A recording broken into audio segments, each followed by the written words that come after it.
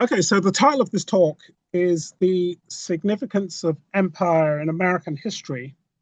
And I was sort of playing on a famous essay by Frederick Jackson Turner called The Significance of the Frontier in American History, an essay which has had sort of a momentous influence over American studies in terms of the thesis that Turner authors that the frontier is this sort of central experience or the central fact in the American historical experience. So, not that I totally disagree with that, but I think that one could go even a little more fundamental than Turner did, which is to see that the frontier is really an aspect of empire. So that would make empire the most significant fact in the history of the American nation. And so, what I want to share with you today is some ideas towards that thesis.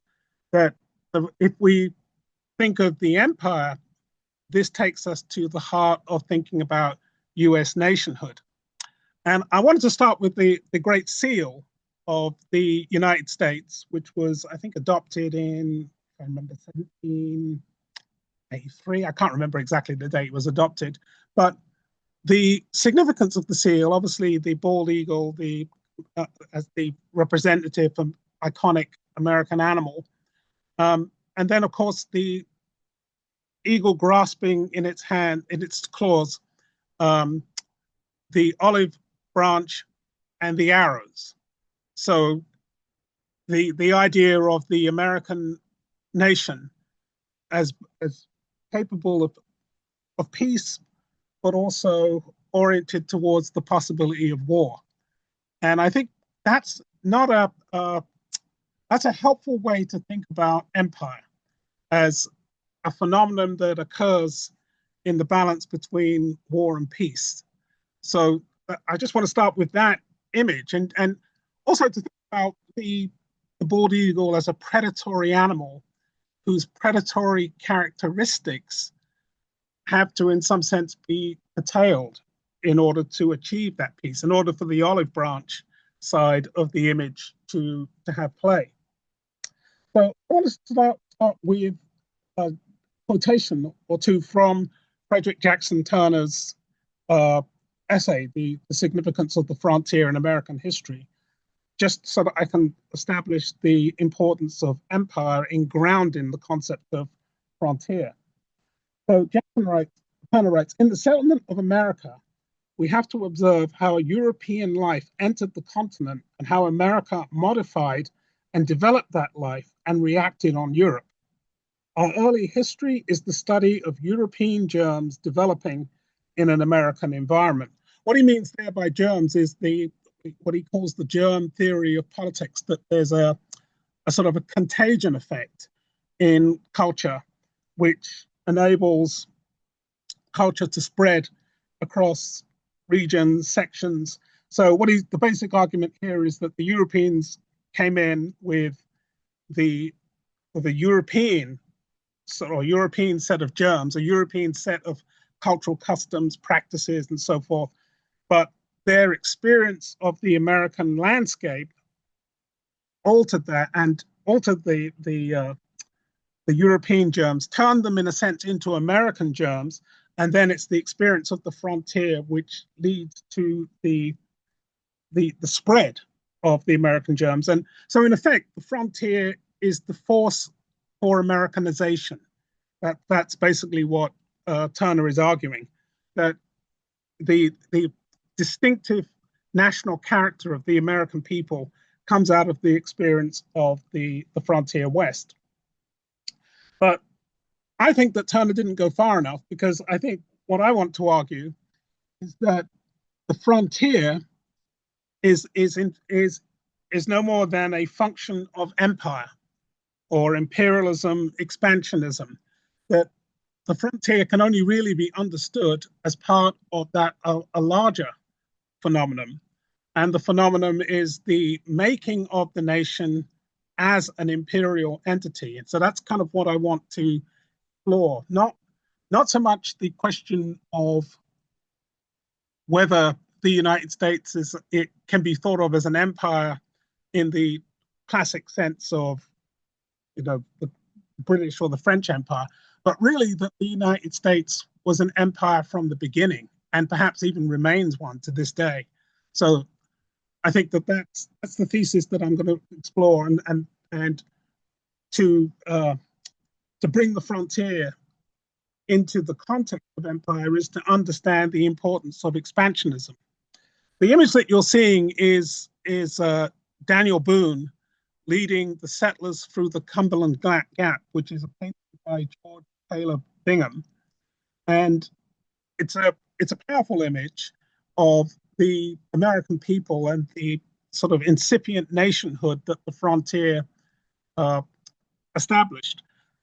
It plays on the idea of a kind of exodus imagery. Boone, who's the central figure, is a kind of a mosaic figure, and the idea of the Americans as a kind of chosen people who are covenanted with God, and America as a kind of providential enterprise, and the land before them, the Western frontier, presenting itself as a promised land, a land that has been divinized and made available to the American people.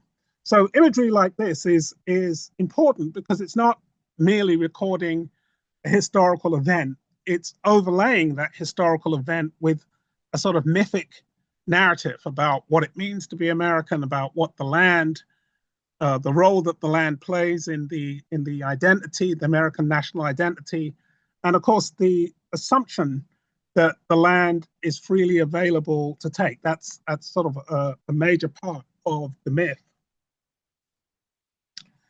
Now, I think it's important to clarify what we mean by empire. In political science and in the political science of the 18th, 19th century, the term empire simply meant an alliance or association or union or confederation or league. I mean, any kind of grouping of the several states. Now, this is interesting because in the experience of the British Empire, when the American colonies made their move for independence, they argued that their participation in the British Empire as one of, as 13 of the several states was voluntary and contractual, meaning that it's not that the British exercised unquestioned sovereignty over the American colonies.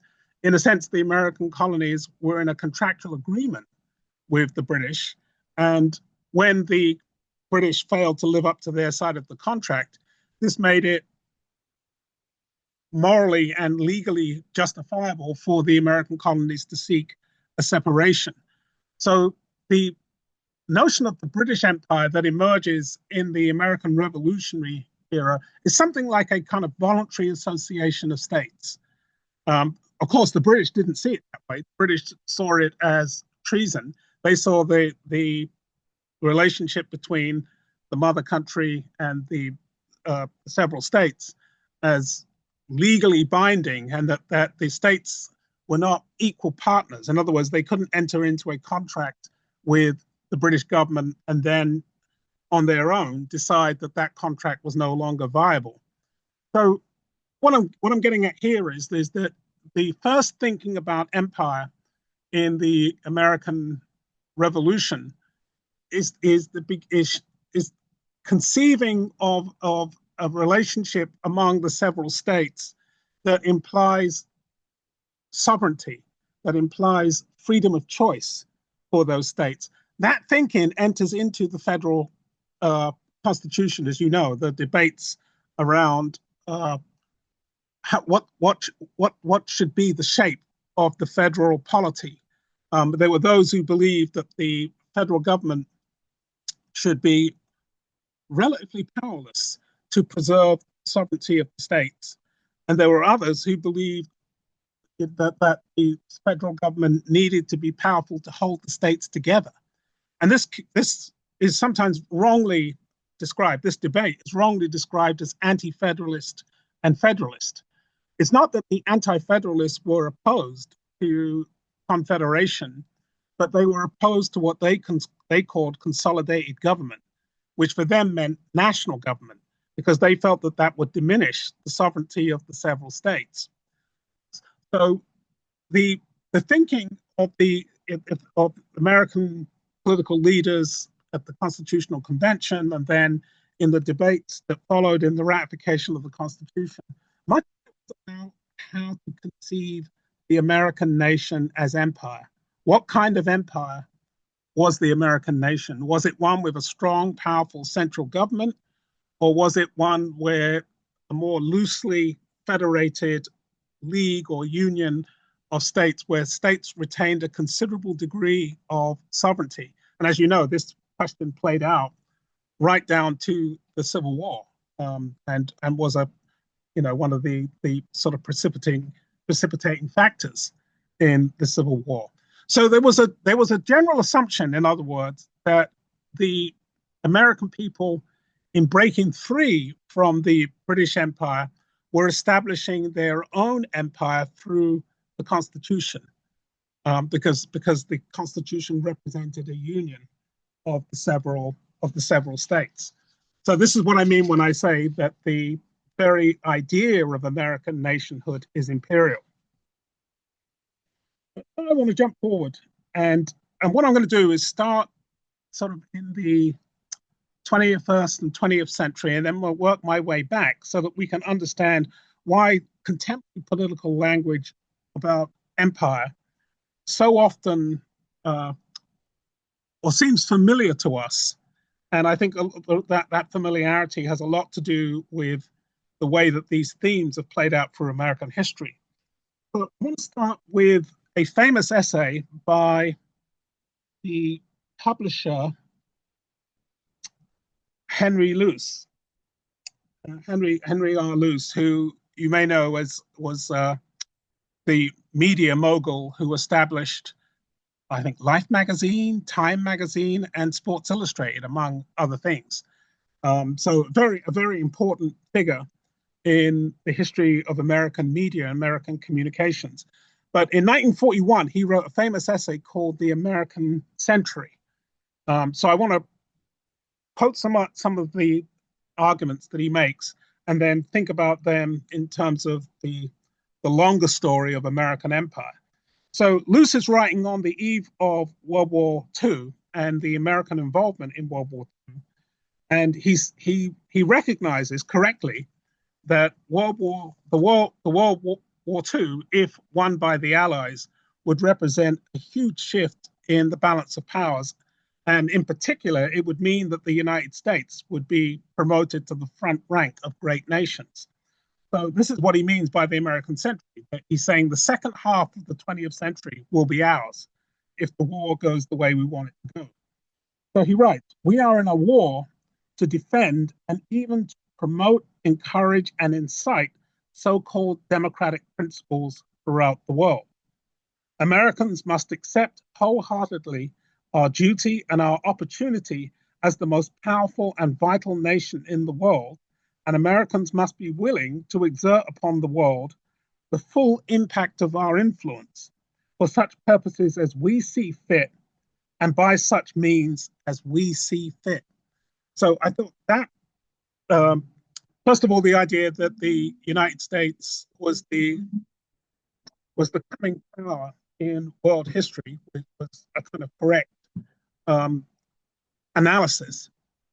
And I think what Luce recognized is that the US had arrived economically, not yet politically, in the sense of which, even by the end of the 19th century, the United States had outstripped England or Britain and Germany as the most powerful economic nation, but it didn't have the kind of imperial standing that England had, and of course one of the effects of World War II would be to challenge the size of the British Empire. So Luce is saying that it's likely that European colonies will will break free, and there will be a chance for the United States to step up into the first rank of nations. And in that quotation that I just read, he says we should exert our influence on the world for such purposes as we see fit and by such means as we see fit. But I think that the question that struck me there is by such means as we see fit. That leaves the door open. That creates a great latitude for American behavior on the world stage. Because the stakes are high, as Luce sees it. He sees it that this is the chance for the United States to step into the role of the world's most powerful nation, both politically and economically.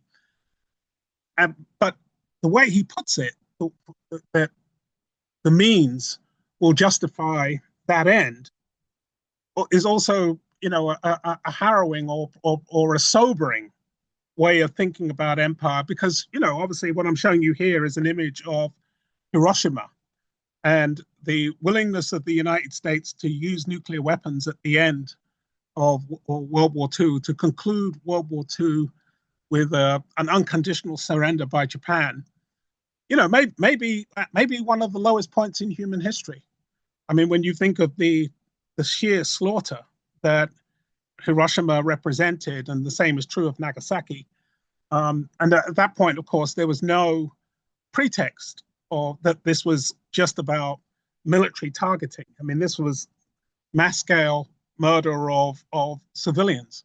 So I think what I'm trying to get across here is that for the American century to come true would not be an easy thing. It would require violence. It might require a certain kind of moral ruthlessness. On the other hand, there would be, the power of of the American model of politics. There would be American economic power, American largesse. But I don't think we can ignore the violent side of the equation. Empires, alas, entail violence, because the very idea of empire is to rule. And to rule is not something that, especially at the global level, that is easily achieved. And violence is an integral part of it.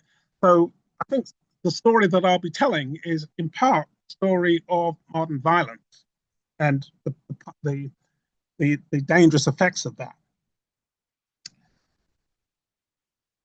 Luce also says, okay, we may have to adopt extreme measures to achieve world hegemony.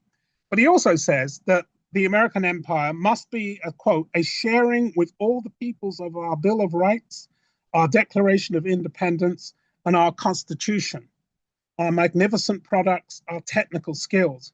It must be an internationalism of the people, by the people, and for the people. So here, of course, he's limning the famous words of Abraham Lincoln at the height of the American Civil War, that the Civil War was seen as a battle for American ideals. And Lincoln says, the question that is raised by the Civil War is whether government of the people, by the people, for the people will perish from the earth. Right? That's in the famous Gettysburg Address. So Luce adopts that language and applies it to the world at large. And interestingly, he says, we, on the one hand, we have to be ready to use, overwhelming levels of violence where that's necessary. But he also says we must give the world what has been called the American Scriptures, the Bill of Rights, the Declaration of Independence, and the United States Constitution. These are seen as boons for the entire world. Now, of course, there's a lot to say about that. I mean, in the sense that this represents the ideal of political liberalism, and in the time that Luce was writing, 1941, we're talking about the Nazi threat. We're talking about Soviet Union. totalitarian governments, and a lot of people are denied the natural rights that are connected to the concept of the Bill of Rights, the Constitution, and the Declaration of Independence. And this is also, of course, true in the British and French colonies. But there's an assumption, even if we agree with Luce that the world is ready for enlightenment, there's an assumption that the United States represents the last word on enlightenment. And that, of course, is a problematic assumption which has played out in the second half of the 21st century and in the first decades of the 21st century in tragic ways. I mean, I'm thinking here particularly of the invasions of Iraq, the occupations of Iraq, and the occupation of Afghanistan, and the attempt to apply American-style politics to these regions of the world. So much as we can respect the ideals of political liberalism, the transfer of these ideals through the vehicle of empire is itself problematic, because it may well be that in order to bring these ideals to bear on subject societies, you may in fact have to violate their natural liberty. In other words, their right to self-determination. I do remember reading from an ex-CIA analyst when the United States was withdrawing from Afghanistan, and the analyst pointed out that probably the biggest mistake of the war and the occupation was the assumption that American-style politics could be transferred to Afghanistan, and that the people would willingly accept this. So sort of cultural realities are something that Luce doesn't take into account in his idealistic concept of American empire. Oh, excuse me. He goes on to say that we must undertake now to be the Good Samaritan of the entire world. It is the manifest duty of this country to undertake to feed all the people of the world who, as a result of this worldwide collapse of civilization, are hungry and destitute. So he's talking here about the war, and of course, things in 1941 would only get worse by the close of the war in 1945. But he's saying, the war has brought about economic collapse and political dislocation. A lot of people are destitute and hungry, and this is a chance for the United States to show the benign side of empire, to reach out, to be the Good Samaritan. And so one model of that was, of course, the United States Information Agency, which was International Development Agency for International Development, and because that represents the sort of the soft side of American power. So it's connected to food aid, drugs, and various other kind of humanitarian projects. But it definitely has to be seen as part of the American imperial project. It's not that the United States does these things just out of the kindness of the hearts of the American people. I mean, there is a political goal behind the USA ID. And it's interesting that the Trump administration, of course, has decided to very much downgrade this institute, and to instead emphasize the hard power rather than the soft power of empire. And then finally, just to finish off from Luce, now comes our time to be the powerhouse from which the ideals spread throughout the world, and do their mysterious work of lifting the life of mankind from the level of beast to what the psalmist would call a little lower than the angels. So that's a sort of colorful way of talking about what used to be called the civilizing mission. That at the height of the imperialist age in the 1890s, both the French and the British about the civilizing mission that imperialism was less about extraction of goods or resources, and less about oppression than it was about a sort of paternalistic care for those who were considered inferior, backward, underdeveloped, the usual names that are applied to people who are subjects of empire. And so Luce is saying that should also be a part of the American mission, that the United States should actively seek to raise people up from the level of beast to slightly lower than the angels. There is an assumption there, of course, that the Americans who will do this work are themselves angelic.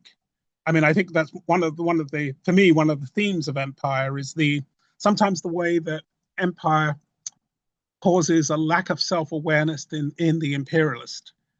John Quincy Adams famously said, following the argument that was first offered by George Washington, that in his first his farewell address, I beg your pardon, Washington famously says that the United States should avoid entangling alliances with the great European powers, because this would mean getting dragged into their wars and so forth.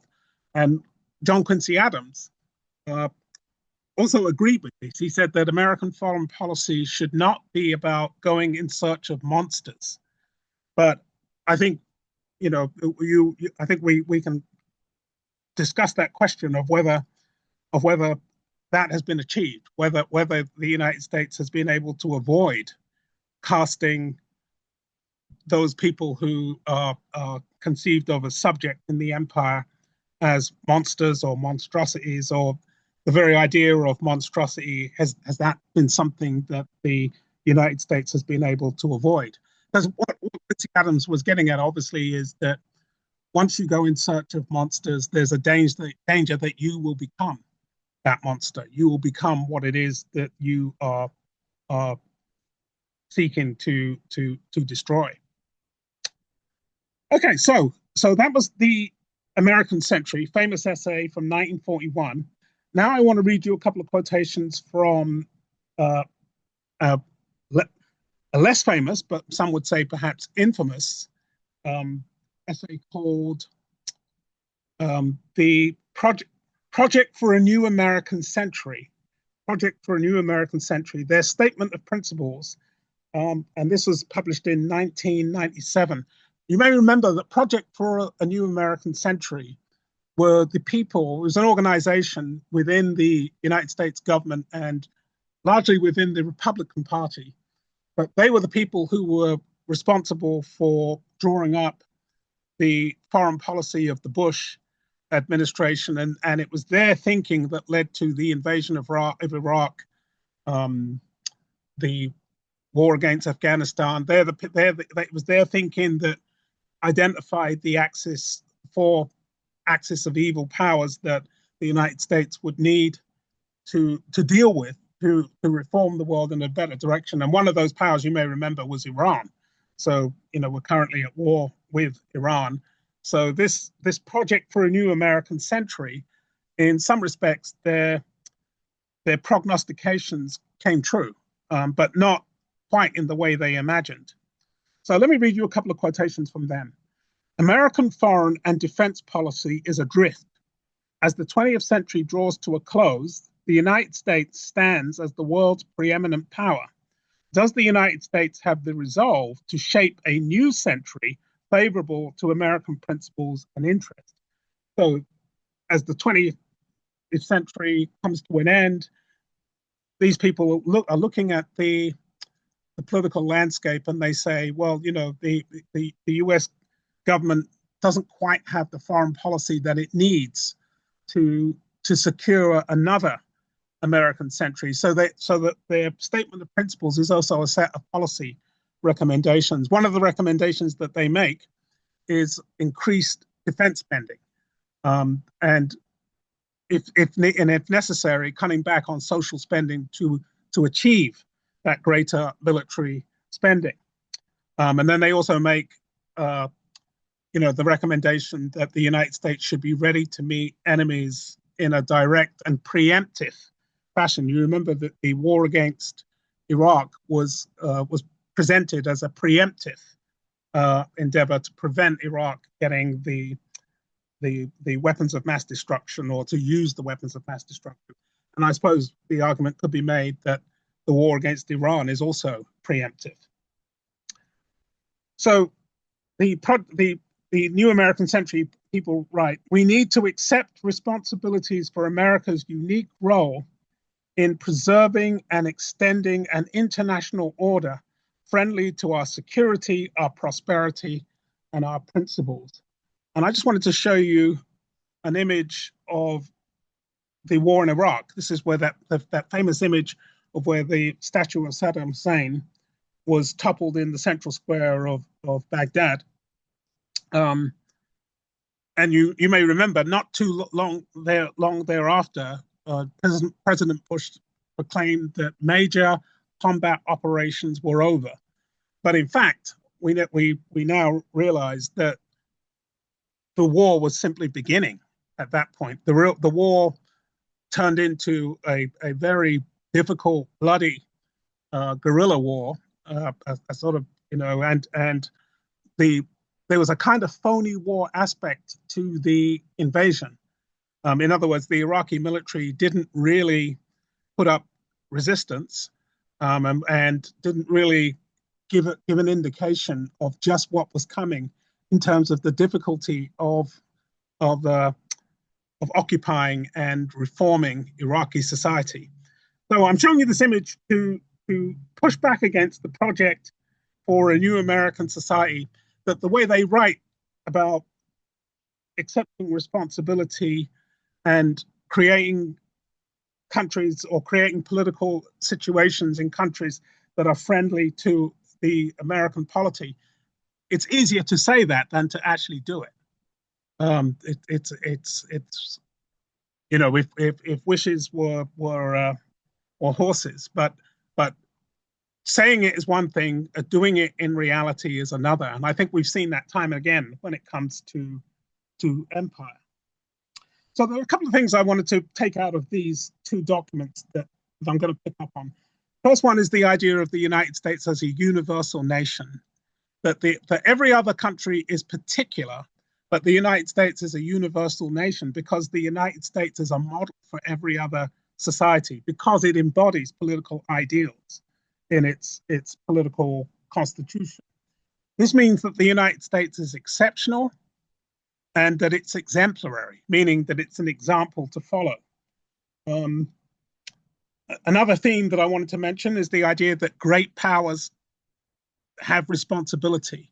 Both the New American Century and the loose essay talk about the responsibility, that power comes with responsibility, and the particular responsibility that a great nation has is to rule or command the affairs in subject nations that are in need of that. The United States has a manifest duty to do these things, to present itself as the first among nations. And this picks up on the 19th century theme of manifest destiny. That the manifest destiny in the 19th century meant that the United States it was preordained in a sense. It was providentially decreed that the United States would eventually be a continental nation, that North America would be all of the USA.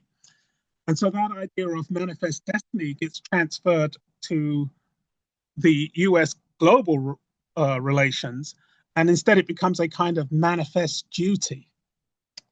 So we can talk about that.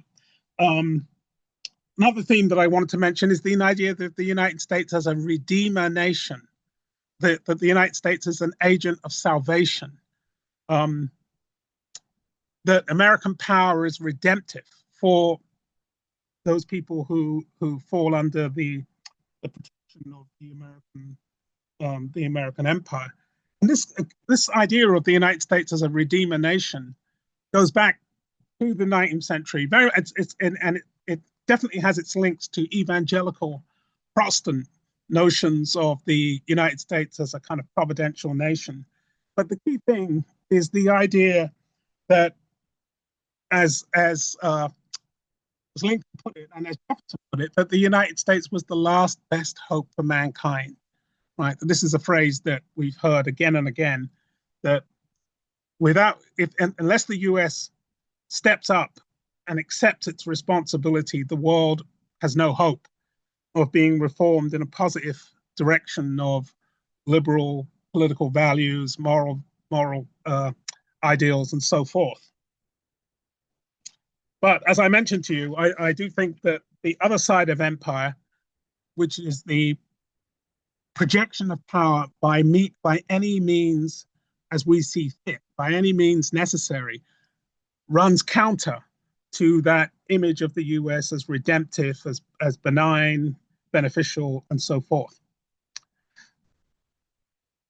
I wanted to then go to the next text, which is Albert J. Beveridge, a US political representative who wrote a famous essay at the end of the 19th century called The March of the Flag.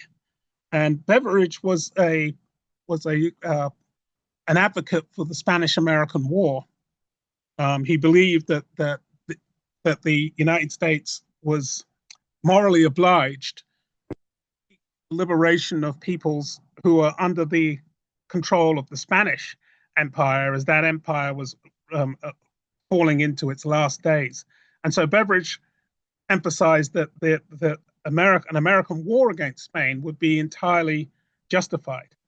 So he writes of the United States that, fellow citizens, it is a noble land that God has given us, a land that can feed and clothe the world, a greater England with a nobler destiny.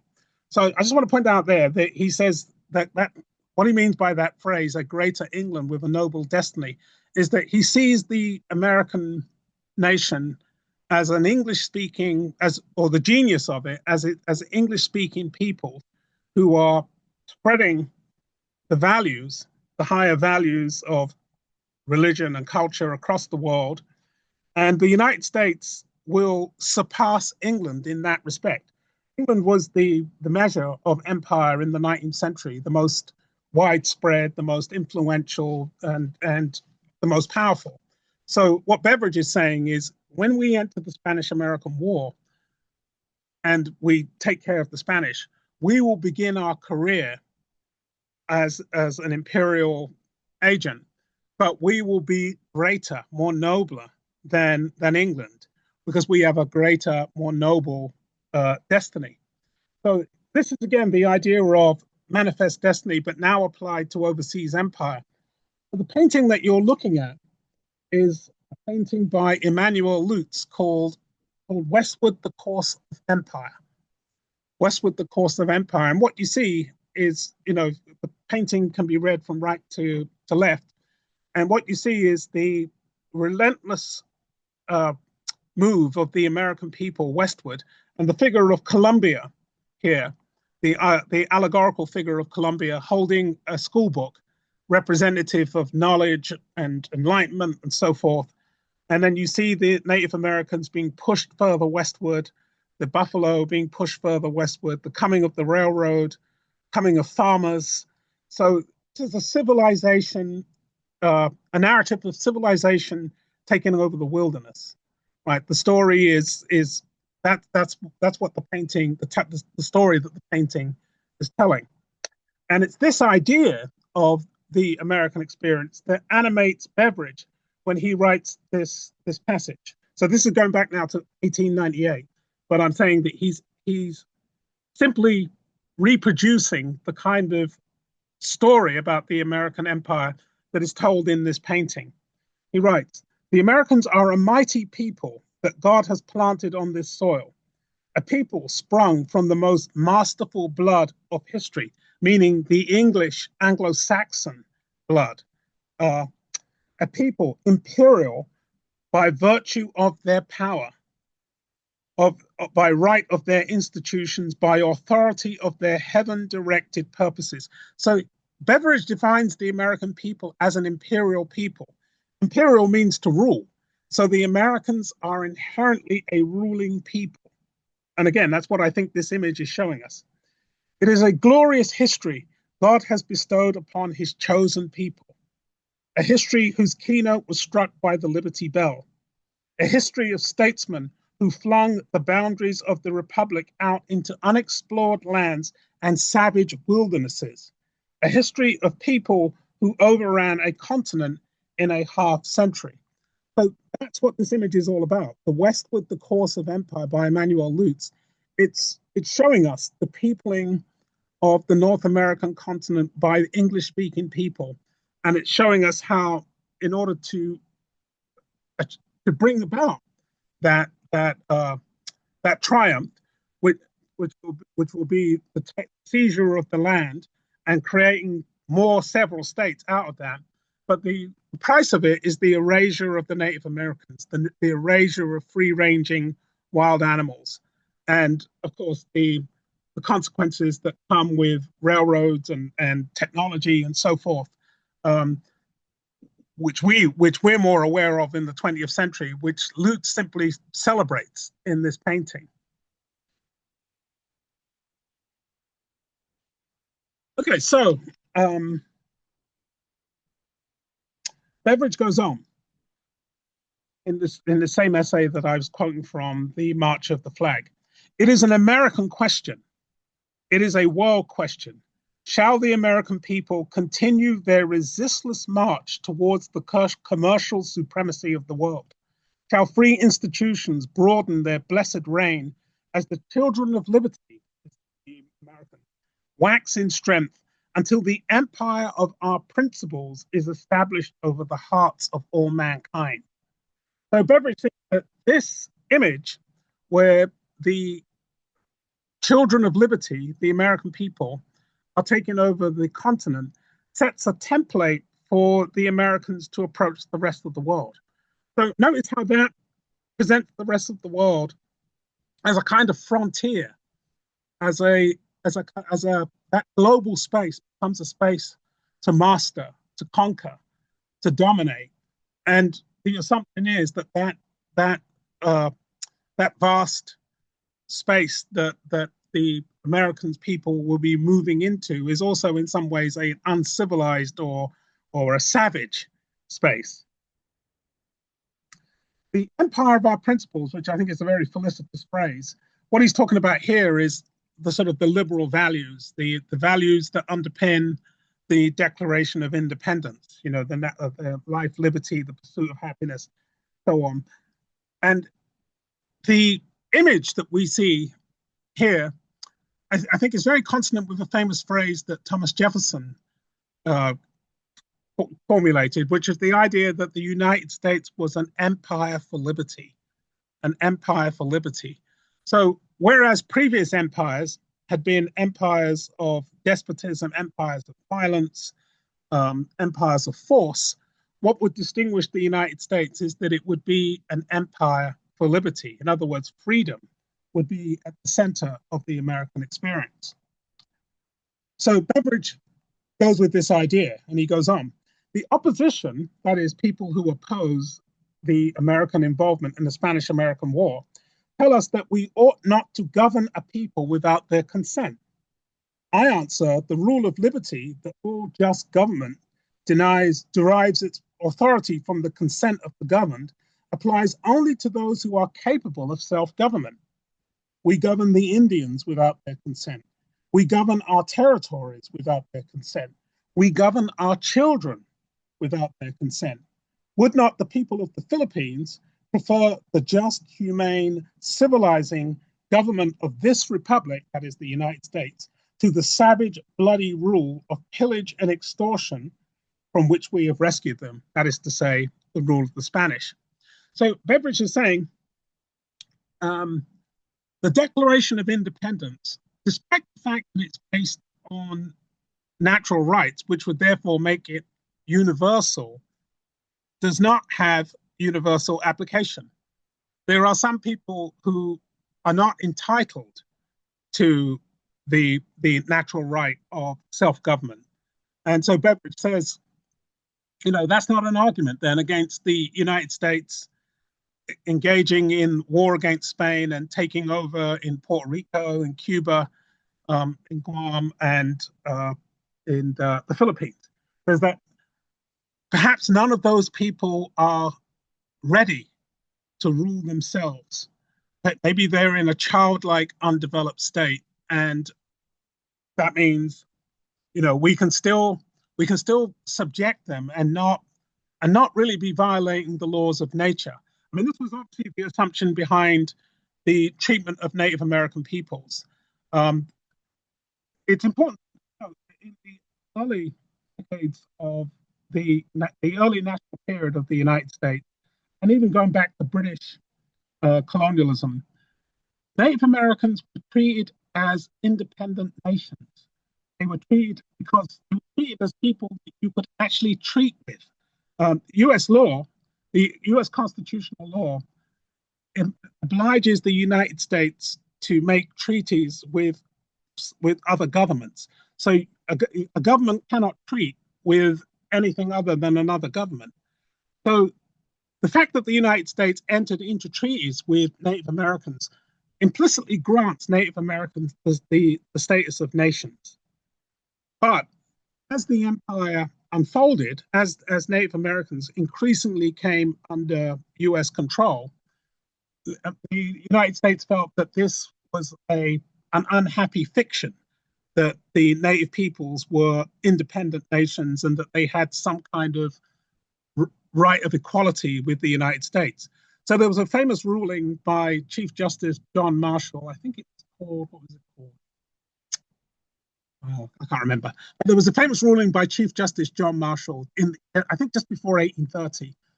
And he ruled that the Native American peoples were not independent nations, but what he called domestic dependent nations. Obviously, the dependent part of that description is the most important part, because dependency means that they are not masters of their own fate. And this is where the analogy to children comes in. Children are understood to be natural dependents who don't have autonomy in terms of the law. So that model gets applied to the native peoples, and that's essentially how the United States ends up treating Native American peoples, as dependents, as people lacking in mature adult status and therefore lacking in autonomy.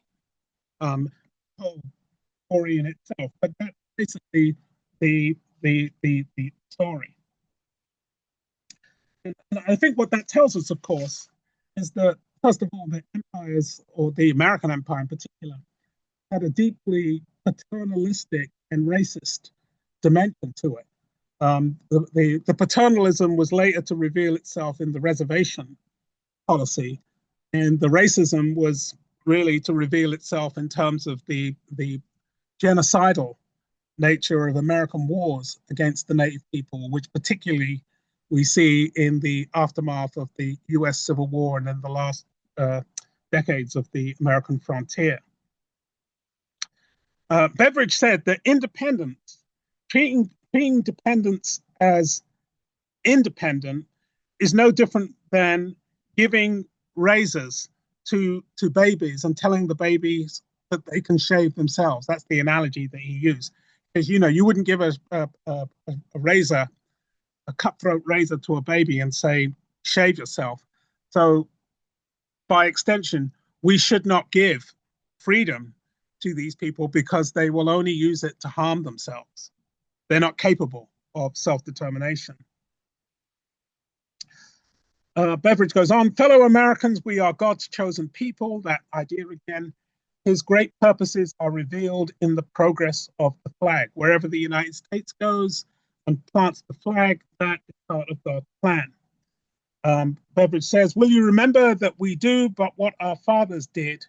We but pitched the tents of liberty further westward, further southward. We only continue the march of the flag. So for him, the march of the flag in the Philippines or Puerto Rico or Cuba, wherever the American flag is planted, is just part of a continuous process of the flag marching and bringing progress in its wake. Beveridge describes Thomas Jefferson as the first imperialist of the Republic when Jefferson acquired the immense territory of Louisiana from the French in 1804. And so imperialism, in Beveridge's way of thinking, is integral to the American experience and the American way. The march of the flag equals the march of the American people, and the march of the American people equals the march of the American empire. So it's a sort of seamless commentary on American expansionism. So I want to go to one. Let's see.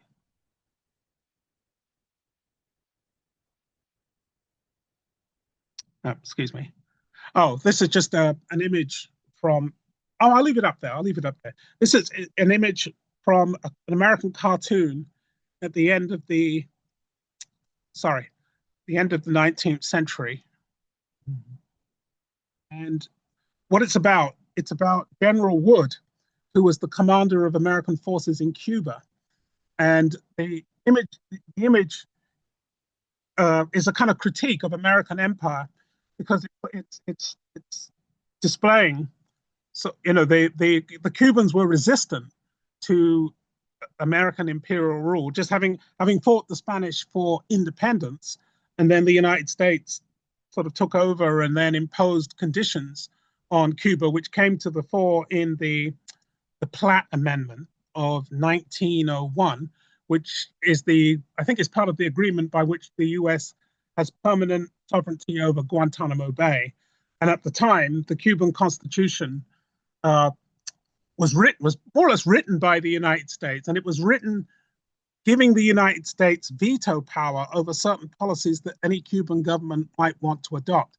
So in effect, the Cuban nation was an American protectorate. And as you know, that was to play out in the 20th century, leading eventually to the Cuban Revolution and the ongoing struggle between the United States and Cuba. Cuba had long been an American desire. There was a sort of a continuous culture of debate about whether it was to American interest to annex Cuba. The southern United States was very much interested in that because that would, of course, add another region to the empire of slavery, and it would also permit a kind of greater hold of slavery over the American continent. I mean, it has to be remembered that the United States South was comparatively a late slaveholding power, in the sense of which many of the other nations throughout Latin America had already abolished slavery, and the major countries that were holding on were the United States, Cuba, and Brazil. So bringing another slaveholding country into the American sphere of influence was definitely something that people talked about. But Cuba wasn't formally annexed, but the United States involvement in Cuba made it more or less a colony. Now, I want to talk about this is an image showing that the criticizing American imperialism in Cuba, because what it's about is how the Uncle Sam relieves the Cuban peasant from Spanish tyranny, but then emburdens the Cuban peasant with American rule. So the cartoon is called Changing the Load. But what it's really getting at is sort of American hypocrisy, that the United States claimed that it was going to emancipate the Cubans, but it simply replaced Spain as the colonial master. But I wanted to talk about this guy, Henry Cabot Lodge, born in 1850, died in 1924. This is a wonderful painting by the great American portrait artist John Singer Sargent. And I want to talk about Lodge as a kind of American imperialist. Lodge was a Boston Brahmin, Harvard graduate, very much from the New England elite, part of his family went back to revolutionary times. Another part of his family came from Haiti during the Haitian Revolution. They were slaveholders, and when the Haitian Revolution happened, that part of his family left for the United States, as did many Haitian slaveholders. They left for U.S., in particular South Carolina. So Lodge was very much part of this sort of American elite. His hero was Alexander Hamilton, conservative, federalist in the sense of a strong federal national government, and unabashedly elitist, which are always interesting values in a democratic republic. How exactly do you practice a sort of aristocratic politics in the midst of a culture that claims the equality of persons? Lodge was what might be called a muscular empire builder. He was an advocate for American power, an apostle of American empire and great power politics. So at the end of the 19th century, there was talk of what was known as muscular Christianity. Muscular Christianity, the idea of a militant sort of evangelical commitment to politics, and politics as a way of spreading ideals, civilizing uncivilized people, and willingness to use force is a big part of that. So that's what I mean by the muscular part. And there was also a kind of cult of machismo or of manliness that went with all of this. So Lodge was the person who most embodies this, of course, is Theodore Roosevelt, and Lodge was friendly with Theodore Roosevelt. But this is how Lodge writes about empire. He says, Americans were a vigorous, powerful, rich, and masters of a continent. We have built up an empire so great that whether for good or evil, it is a chief factor in the affairs of civilized mankind and of the world. So Lodge was very much a man of his times, and the times that we're talking about here, the 1880s, 1890s, this was very much the era of high imperialism, the Berlin Conference, where the great European powers agreed to divide up Africa among themselves to avoid war. That was 1884. The United States was present at that conference, so the United States was definitely a sort of up-and-coming power. And Lodge very much embraced the whole idea of global empire because he saw that as a way to aggrandize the United States as a great power. That's what he was really a believer in. So regarding the annexation of Hawaii, which was also one of the things that was in the background in the 1880s, 1890s, he says, we are a great people, we control the continent, we are dominant in this hemisphere. We have a record of conquest, colonization, and territorial expansion unequaled by any people in the 19th century. So for Lodge, it made perfect sense for the United States to annex Hawaii. That was part of great power politics. And he felt that if we didn't do it, the British or the Japanese or the Germans would do it. So the Americans should beat those other powers to the gun. And part of the whole imperial mentality was taking territories sometimes just so that somebody else couldn't take it. Right? I mean, Hawaii did turn out to be very useful as a naval base for the American government, but part of that interest in strategic possessions is also to prevent other people taking it, and Lodge was very much on board with that whole idea. He said that the United States should stretch from the Rio Grande to the Arctic Ocean.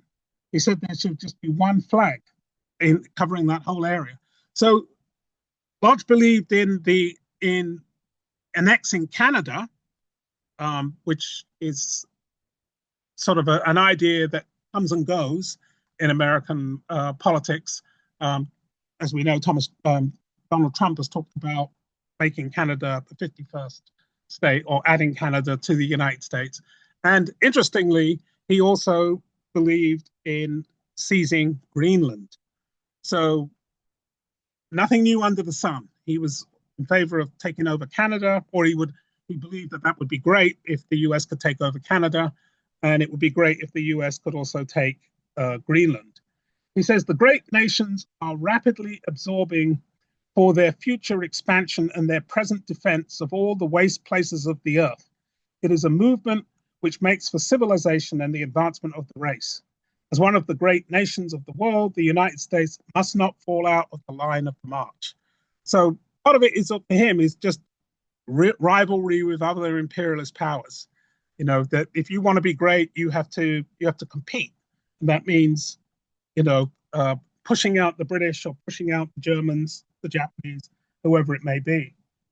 I'm just showing you an image from one of the books that I think really captures this period that we're talking about, which is Adam Hochschild's book, King Leopold's Ghost, which explores the horrors and atrocities that were committed by the Belgians in the Belgian Congo during this period. And of course, Joseph Conrad's great novel, Heart of Darkness, also records that. But it's very much this moment that we have to see Lodge. Lodge writes that war is a bad thing, no doubt, but there are worse things, both for nations and for men. So war is terrible and should be avoided when possible, but he says it's not the worst. So this is what I meant again by that sort of muscular imperialism. Theodore Roosevelt also very much embraced that idea that violence, manliness, courage in battle, these were, or what Roosevelt called the strenuous life, these were tests of national character. I mean, there's a kind of faint social Darwinist edge to all of this, that the world is about a struggle for existence. Power is partly about, or even largely about, willingness to use violence. And so a cult of violence, a cult of war, is also part of this sort of imperial mentality. And Roosevelt, who you may know grew up as a sort of a sickly child and very sort of insecure about his manliness, one of the reasons that he embraced the Spanish-American War was the personal affirmation of self that it gave him when he joined the Rough Riders and did their famous charge up San Juan Hill and all the rest of it. Even though that the way it was written about is something different from what actually happened. In other words, it was exaggerated and made more heroic to serve Roosevelt's end. So Lodge thought that Americans could not escape their responsibility, that word again, to go to war against Spain. The cause of humanity, it was the cause of humanity that required the United States to go to war. Now, you may remember that the Spanish-American War was initially thought of as a splendid little war, that it would be a war that would be relatively free of bloodshed, and it would be relatively straightforward. And it was in Cuba, and to some extent in Puerto Rico. Spanish forces did capitulate rather quickly, but the war in the Philippines turned into a brutal counterinsurgency. After the Americans removed the Spanish, there was a war, there was an uprising among the Filipinos for national independence, and the United States sought to suppress this uprising, and it led to a very brutal war, which was also a very racist war. The American troops who fought in the Philippines, quite a number of them were from the US South, very much taken with the ideas of white supremacy and very contemptuous of the Filipinos, who many they saw as negritos. So they saw the Filipinos as blacks, and the war was fought as I say, in a very brutal and cruel fashion. There was torture. It's one of the first wars in which waterboarding is recorded. American troops used waterboarding on Filipino captives. So it was anything but a splendid little war for the Filipinos. Perhaps as many as 300,000 people were killed. We're not certain what the number was, but it certainly wasn't a low number. Lodge went on to say that the United States had to do this, it had to involve itself in the Spanish-American War, because I do not believe that this nation was an accident. I do not believe that in the creation that that that this nation is the creation of blind chance. I have faith that it has a great mission in the world, a mission of good, a mission of freedom. And I want to show you the background to this way of thinking. This is a painting by William Jewett, and it's called The Promised Land. And it shows the Grayson family on the American frontier looking down into the valleys where they are going to make their farms. And of course, if it's a promised land, then these must be the chosen people. So this is part of Lodge's thinking when he says that the United States wasn't created by chance, it was created by God for a purpose. So I'll just wrap up with a few images, and then, if there's any questions. This is Daniel Boone. This is by William Ranney, I think it is.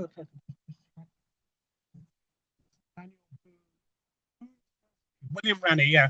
Boone's verse view of Kentucky. Daniel Boone was an American hero, American folk hero. He was the sort of archetypical frontierman, the man who what Frederick Jackson Turner said, that the frontier Americanized the European and sort of created this novel figure in history. Daniel Boone was often synonymous with that idea. So this is why he's so often painted. He's very much a sort of American frontier hero.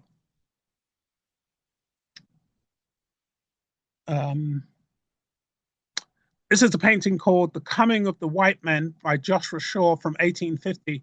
And what it shows is a sort of fanciful idea of how the Native Americans would have seen the European landfall in North America, that to them it was something cosmic, elemental. They couldn't understand it, they couldn't resist it. So this painting is very much a manifest destiny painting. That, I mean, it doesn't describe a historical scene, it's a mythic scene that the painter is giving us, that the Native people see the coming of the white man and they immediately realized that it's over for them, that they are kind of doomed. And that was a familiar way of portraying Native Americans in the second half of the 19th century, especially. And just to conclude, I want to show you a few images from Thomas Cole, great painter, great American painter, who has a number of works in the Wadsworth Athenaeum. But he did a famous series of paintings called The Course of Empire. And so it's like a panel of paintings, although they're quite large. And the first one is called Arcadia. So this shows the American landscape in sort of the golden age, at the sort of perfect natural existence, a happy stage, a kind of paradise. And then the American people build up that landscape into civilization. And so this is what this painting is called Consummation. And it's the height of civilization, the cities. Notice that Cole portrays the city in a kind of neoclassic frame, because it was common to think of the American Republic in neoclassical terms. In other words, as a kind of recapitulation of Greece and Rome. But Cole's thinking about the course of empire is not optimistic, it's not linear, it's rather cyclical and perhaps pessimistic, because he thinks that throughout that history shows the decline and fall of empires. So this is called destruction, that the empire reaches its moment of consummation and then it goes into a downward spiral towards destruction and then finally desolation. So Cole was questioning the familiar narrative that the American society represented inevitable progress. This progress would be endless and perhaps infinite until the US achieved global supremacy. Cole was taking the more skeptical, familiar view that everything in history has a beginning and an end, and maybe that would also be true of the United States. So I'll stop there. Oh my goodness, thank you so much. I learned so much tonight, and I'm assuming that many of us did. Are there any questions for Dr. Phillips?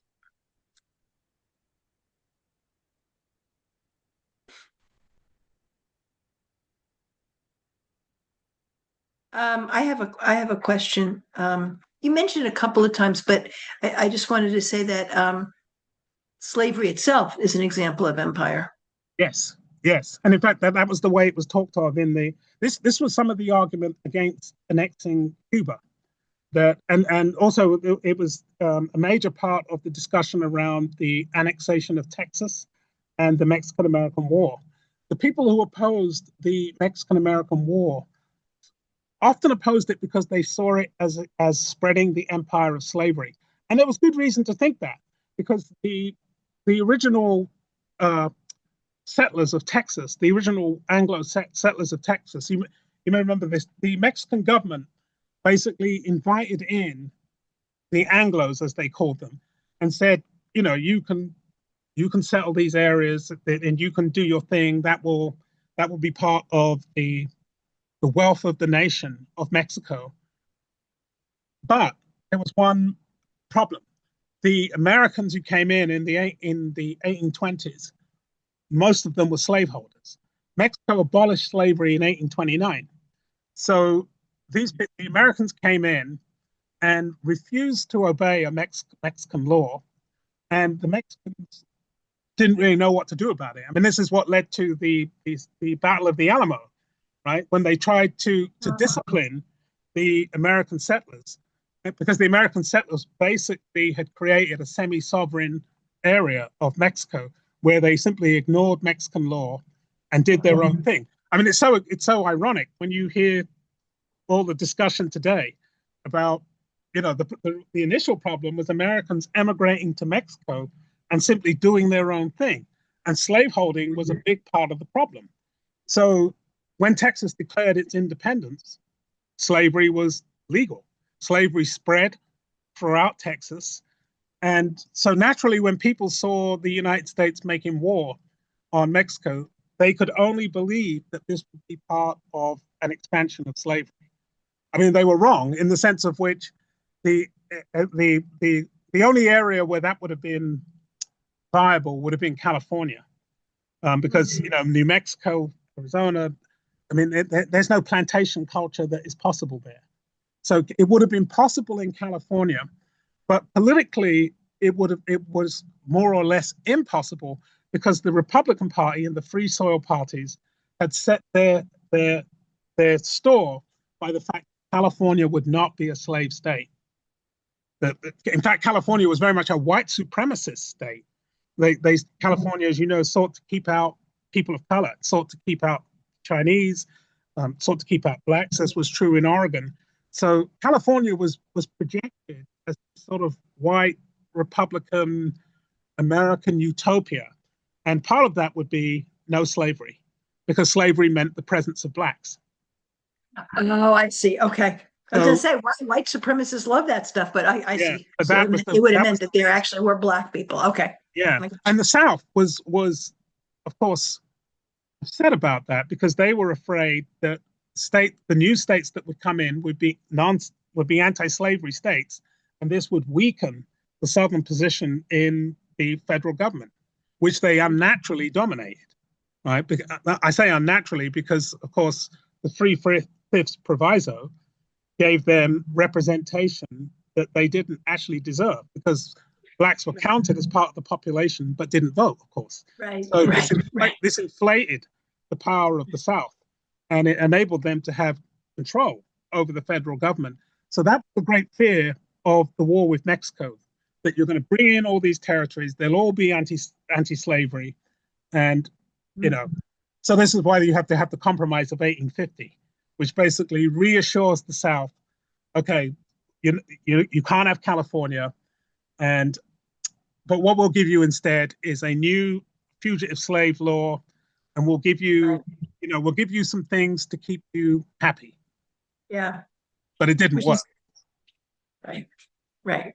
So yes, you're right. The empire of slavery, which always ran consonant with the empire of liberty. In fact, one could say that in some parts of the United States, liberty meant the right to own people. Yes. That's what it meant. That was a big part of what liberty meant, that you could own people without yourself coming in danger of being owned. Yeah. It's so crazy. It's so crazy. Yeah. Anybody else have any questions? We have just like another minute left. Speak now or forever, as they say. That's right. Yeah. Well, if no one else is going to speak up, Dr. Phillips, I don't even know how to thank you enough. This was brilliant and wonderful. Well, thank you. Really, oh my God, you really, it was just an honor to sit at your feet and learn. Thank you, thank you, thank you. Well, thank you for having me. And as I said, I hope we can correspond. I'll definitely be in touch. Oh, good. I look forward to it. And everybody, thank you for being here tonight. The recording will be available, so you can listen to it again. And I'm sure you could send it to friends. Anybody can listen to it. And we'll all learn from it. And hopefully we'll learn how to be better human beings in a better country from learning all of this. So I wish you all the best. A good evening. And thank you. Thank you. Blessings to everyone. Thank you, Donna. Thank you so much. Thank you, Dr. Phillips. Thank you, everyone. Thank you both. Thank you. Bye-bye. Bye-bye now. All right.